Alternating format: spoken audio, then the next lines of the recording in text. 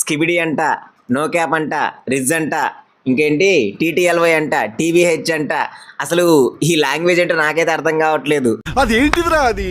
కావాల్సిందంటారు, పని అంటారు, నాకేం చెప్తలేరు ఎందుకు? కొత్త లాంగ్వేజ్ అంటే ఈ జెన్జీ వాళ్ళకి మా 90s వాళ్ళకి పెద్ద డిఫరెన్స్ ఏం లేదు. అంటే ఏదో మాకు 100 సంవత్సరాల డిఫరెన్స్ ఉన్నట్టు మా లాంగ్వేజ్కి వాళ్ళ లాంగ్వేజ్కి అసలు కంప్లీట్గా కంపారిజనే పక్కకు కూడా వెళ్ళట్లేదు. అసలు వాళ్ళు ఏం మాట్లాడుకుంటారో అర్థం కావట్లేదు. ఇవన్నీ కూడా నేను ఎక్కడో కామెంట్ సెక్షన్లో చూశాను. నిబ్బా నిబ్స్ గారు ఉంటారు కదా, వాళ్ళు చాటింగ్ చేసేటప్పుడు అసలు ఇదేంటి అసలు చదవడానికి కూడా అర్థం కావట్లేదు అసలు ఆ లాంగ్వేజ్ అదేంటో కానీ.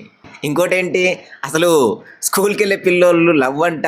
అరే మాకు అసలు 10th క్లాస్ వరకు అదేంటి అదేదో డైలాగ్ ఉంటుంది చూసావు అదూర్స్ మూవీలో, ప్రేమ మనం కూడా ప్రేమించొచ్చా గురువు గారు, మనం కూడా ప్రేమించవచ్చా గురువు గారు అంటారు చూసారా, అలా ఉండేటోళ్ళము. అట్లాంటిది అసలు వీళ్ళకి 7th క్లాస్ 8th క్లాస్కి లవ్వులేంట్రా? అసలు ఎక్కడ ఉంటున్నారా మీరు? మీరు ఎదిగిపోయారా, మేము ఎదగడం లేట్ అయింది అనేది అర్థం కావట్లేదు. మేము చిన్నప్పుడు 20 years 25 years వాళ్ళు లవ్ చేసుకుంటుండే, మేము చిన్న పిల్లలం కదా, మేము చూస్తూ ఉండేవాళ్ళం. ఇప్పుడు మేము 20-25 years వచ్చిన తర్వాత పిల్ల పెచ్చాలు ఉంటారు చూసారా, వాళ్ళు లవ్ చేసుకుంటున్నారు, మేమేమో లాలీపాప్. నాకు ఒక లాలీపాప్ కొనివ్వండి, నోట్లో పెట్టుకొని చిక్కుతూ పోతా. లాలీపాప్లు కూడా తీసుకుంటూ ఈ డోరేమాన్లు చూసుకుంటూ కుషి టీవీలు చూసుకుంటూ బతికేస్తున్నాం. ఇంకోటి ఏంటి తెలుసా, ఈ నిబ్బా నిబ్సి గాళ్ళు వీళ్ళేదో లవ్లు చేసుకుంటా లేకపోతే కొట్టుకుంటా ఏదో ఇంకేదో చేస్తుంటారు కదా, ఇవన్నీ చేస్తూ వాళ్ళు ఉంటారు. వాళ్ళని ఇంటర్వ్యూ చేసేది మాత్రం మా 90s kids. ఇట్లా ఉంటుంది ఏంటో అసలు. సరే, వీటన్నిటికీ కూడా చెక్ పెట్టడానికి ఒక బాంబు అయితే వేలబోతుంది మన ఆంధ్రాలో. నాకు తెలిసి ఈ బాంబు గురించి తెలిసిన తర్వాత 90s kids కంటే హ్యాపీగా ఫీల్ అయ్యే వాళ్ళు ఎవరు ఉండరేమో. అసలు ఈ దరిద్రాలు ఘోరాలు చూసే బాధ తప్పుద్ది కదా. మ్యాటర్ ఏంటంటే, మన నారా లోకేష్ గారు ఉన్నారు కదా, IT and educational minister.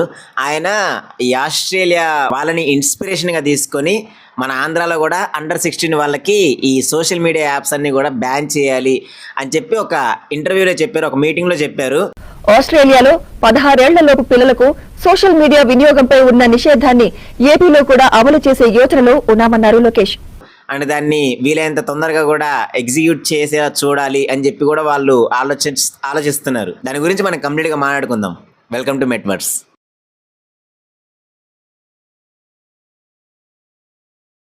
Now let us talk about the incident and inspiration.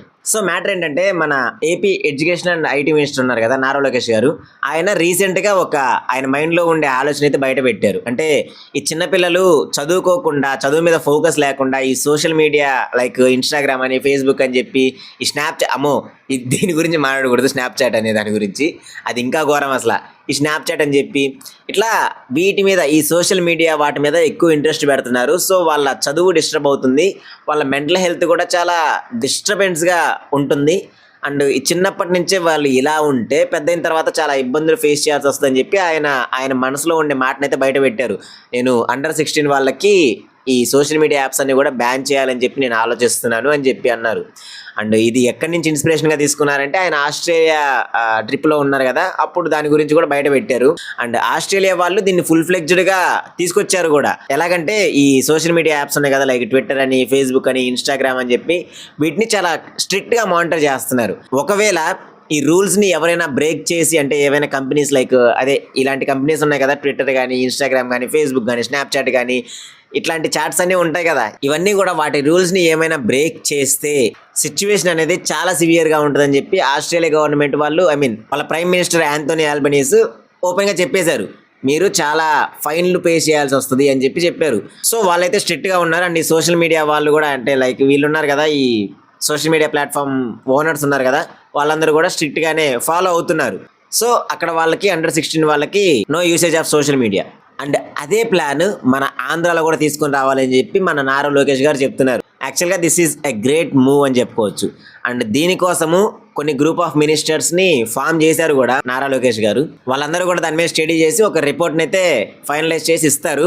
And ఆ రిపోర్ట్ని బట్టి దీన్ని ఎగ్జిక్యూట్ చేయడానికి ఆలోచిస్తారనమాట. కానీ ఇది ఇక్కడితో అయిపోలేదు. అంటే జస్ట్ ఇది స్టార్టింగ్ స్టేజ్లో మాత్రమే ఉంది.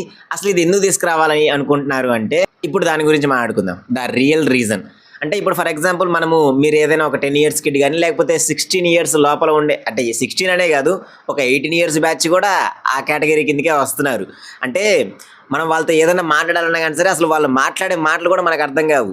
అంత అడ్వాన్స్డ్గా మాట్లాడుతున్నారు. అంటే అన్ని షార్ట్ కట్ ఫామ్స్ అయిపోయినాయి. నేను ఇందాక చెప్పినట్టుగా రిజ్ అని, ఏదో నో క్యాప్ అని, నెక్స్ట్ అదేంటి స్కిబిడి అంట, TT talk to you later అనేదాన్ని టీటీఎల్వై అంటారంట. అది నాకు కూడా తెలియదు అసలు. నెక్స్ట్ టీవీహెచ్ అంటే టు బి హానెస్ట్ అంట. ఇంకా ఏవేవో ఉంటాయి కొన్ని పదాలు, అవి స్లానికి గుర్తుకు రావు. కానీ ఇలా విచిత్రమైన కొత్త భాషలన్నీ, కొత్త పేర్లన్నీ పెడుతున్నారు. ఇంకో పక్కన చూసుకుంటేనేమో ఈ హీరోయిజం చూపించడం ఎక్కువైపోతుంది. స్కూళ్ళల్లో ఎవరినైనా కానీ సరే ఒకరిని కొడుతున్నారు, లేకపోతే ఇంకొకరిని బాడీ షేమింగ్ చేస్తున్నారంటే అదేదో పెద్ద హీరోయిక్ మూమెంట్ అనుకొని వాళ్ళు అది ఒక రీల్ లాగా తీసి అది ఇన్స్టాగ్రామ్లో ఇట్లా సోషల్ మీడియాస్లో పోస్ట్ చేసుకొని దానికి రీచ్ కోసం చాలా ఇదిగా ట్రై చేస్తున్నారు. అంటే వాళ్ళు ఎలాగంటే ఒక డిజిటల్ వరల్డ్లో బతికేస్తున్నారు వాళ్ళకు కూడా తెలియకుండా. అండ్ స్కూల్ ఎగ్గొట్టాలు, లవ్ అంట. ఈ 10 years వాళ్ళకి 11 years వాళ్ళకి లవ్ ఏంటో నాకైతే అర్థం కాదు అసలు. అరే నాకు వద్దులే, దాని గురించి వద్దు ఇంకా. అండ్ సైన్స్ ప్రకారం చూసుకుంటేనేమో ఈ చిన్నపిల్లలు ఉన్నారు చూసారా, అంటే 10 years లోపల వాళ్ళకి, లేకపోతే అంటే వాళ్ళది డెవలపింగ్ స్టేట్లో ఉంటారు కదా. 18 years వరకు వాళ్ళు డెవలపింగ్ స్టేట్లోనే ఉంటారు. వాళ్ళ బ్రెయిన్ కానీ లేకపోతే వాళ్ళ బాడీ కానీ ఇదంతా కూడా కంప్లీట్గా డెవలపింగ్ స్టేట్లోనే ఉంటారు వాళ్ళు. ఆ టైంలో వాళ్ళు ఫిజికల్ యాక్టివిటీ కానీ లేకపోతే వాళ్ళు మెంటల్గా స్ట్రాంగ్ అవ్వడం కానీ ఇవన్నీ పక్కన పెట్టేసి ఏదో ఒక 10 seconds, అంటే మనం మ్యాక్సిమం చూస్తే రీల్ ఎంత ఉంటుంది, మహా అయితే ఒక 10 seconds లేకపోతే 30 seconds లేకపోతే 1 minute. ఆ 1 minute కూడా రావాలి అంటే వాళ్ళకి ఫస్ట్ 5 to 10 seconds అనేది మనకు స్ట్రాంగ్ హుక్ లాంటిది ప్లే చేయాలి. సో వాళ్ళ బ్రెయిన్ అనేది ఈ విత్-ఇన్ సెకండ్స్లోనే ఏదైనా కానీ సరే ఎక్స్పెక్ట్ చేయడము, ఇన్స్టెంట్ డోపమైన్ అంటారు కదా, ఇలాంటిది ఎక్స్పెక్ట్ చేయడము, ఇలాంటిది పెరిగిపోద్ది. సో వాళ్ళు ప్రతిదీ కూడా తక్కువ టైంలో ఎక్స్పెక్ట్ చేస్తారు కాబట్టి వాళ్ళు అంతకంటే ఎక్కువసేపు కాన్సన్ట్రేషన్ చేయలేరు. అంటే మ్యాక్సిమం 10 seconds కాన్సన్ట్రేషన్ చేయగలరేమో. అంటే సరే మనం మ్యాక్సిమం 10 seconds అనుకుందాం. అసలు 10 secondsలో మనకి ఏం తెలుస్తుంది, మనకి ఏం ఇన్ఫర్మేషన్ వస్తుంది, మనం ఏం నేర్చుకోగలము? సో ఇవన్నీ కూడా ప్రాబ్లమ్స్ ఫేస్ చేయాల్సి వస్తుంది. అసలు మన 90s కిడ్స్ని చూసుకుంటేనేమో చిన్నప్పుడు క్రికెట్ అని, కబడ్డీ అని, ఇంకా చాలా ఉంటాయి కదా, గోటి బిల్లలు అని చెప్పి అట్లా చాలా మనమంతా కూడా ఫిజికల్ యాక్టివిటీలోనే మనం పెరిగాము. కానీ ఇప్పుడు ప్రెజెంట్ జనరేషన్ చూసుకుంటేనేమో వాళ్ళు మొత్తం కూడా కంప్లీట్గా ఇదేంటి BGMI, కాల్ ఆఫ్ డ్యూటీ ఇట్లాంటివి ఉంటాయి కదా, అన్ని ఆన్లైన్ గేమ్స్ అయిపోయాయి. ఏసే మామా కాల్చే మామా అంటున్నారు, వెనక వాళ్ళ బ్యాక్ సైడ్ అంట. ఇట్లాంటివన్నీ ఇప్పుడు ప్రెజెంట్ జనరేషన్ వాళ్ళు ఇవే చేస్తున్నారు. వీళ్ళకి ఎలాంటి ఫిజికల్ యాక్టివిటీ ఉండట్లేదు. అంటే ఈ ఎదిగే టైంలో అసలు ఎలాంటి ఫిజికల్ యాక్టివిటీ లేకపోతే వాళ్ళ బ్రెయిన్ కానీ లేకపోతే వాళ్ళ బాడీ కానీ అక్కడే స్ట్రక్ అయిపోతుంది కదా. So this is actually a biggest zombie generation you know. అంటే డిజిటల్ జాంబీస్ అంటారు కదా, అలా తయారైపోయారు మన వాళ్ళంతా కూడా. సిచ్యువేషన్ ఎలా ఉంది కాబట్టి వీళ్ళు ఖచ్చితంగా ఇది ఇంప్లిమెంట్ చేయాలి అని చెప్పి చూస్తున్నారు. And now let us talk about the implementation. అసలు ఇది చేయగలరా లేదా అనేది ఇప్పుడు చూద్దాం.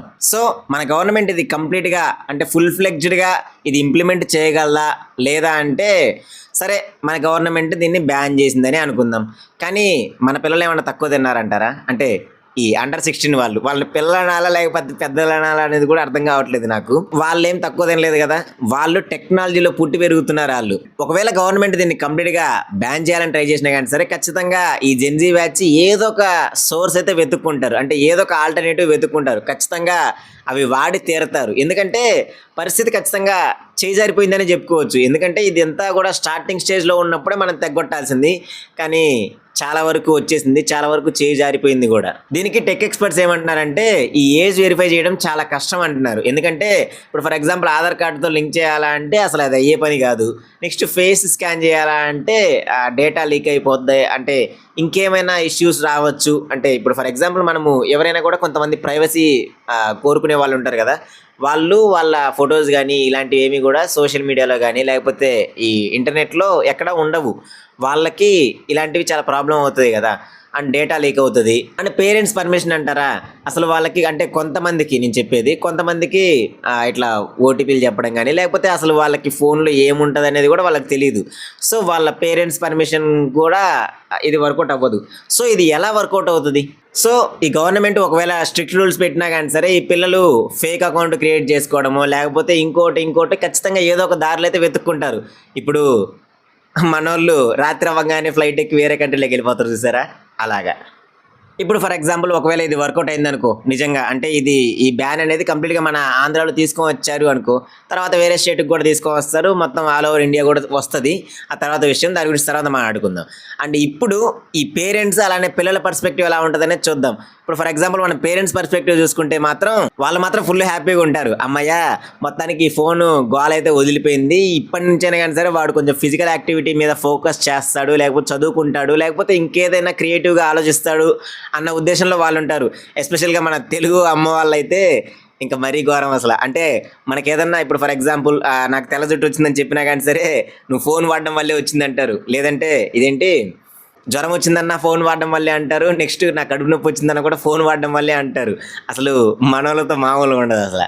సరే ఇప్పుడు పేరెంట్స్ పర్స్పెక్టివ్ చూసాం కదా, వాళ్ళైతే ఇలా ఆలోచిస్తారు అండ్ పిల్లలు ఎలా ఆలోచిస్తారు అనేది ఇప్పుడు చూద్దాం. ఈ పిల్లనాయలు ఏమంటారు, మాకు ఇది ఫ్రీడమ్ ఆఫ్ ఎక్స్ప్రెషన్, అసలు ఇది మా రైట్, మేము చాట్ చేసుకుంటాం, మా ఫ్రెండ్స్తో మేము చాట్ చేసుకోవడానికి, మేము కనెక్టెడ్గా ఉండడానికి ఇవన్నీ కూడా మాకు యూజ్ అవుతాయి, అంతేగాని మీరు ఎందుకు ఇలా చేస్తారని చెప్పి వీళ్ళ వర్షన్ ఉంటుంది. అంతవరకు చేస్తే పర్లేదు, కానీ ఈ పిల్లనాయాలు ఉన్నారు చూసారా, వాళ్ళు ఏంటో ఇంత ఉంటారు సార్, ఇంతే ఉంటారు వాళ్ళు.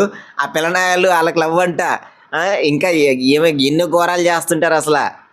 ఇంకోటి ఏంటి, ఈ టాలెంట్ చూపించే వాళ్ళు ఎక్కువైపోతున్నారు అమ్మాయిలు. అంటే కొంతమంది ఉన్నారు చూసారా, కొంతమంది టాలెంట్ ఎక్కువ చూపించేస్తుంటారు అసలు ఈ సోషల్ మీడియా వల్ల వీళ్ళు పాడవుతున్నారా, లేకపోతే ఈ రీచ్ కోసము, లేకపోతే లైక్స్ కోసము వీళ్ళు ఇంత చీప్గా ఇంత దిగజారిపోతున్నారో అర్థం కావట్లేదు.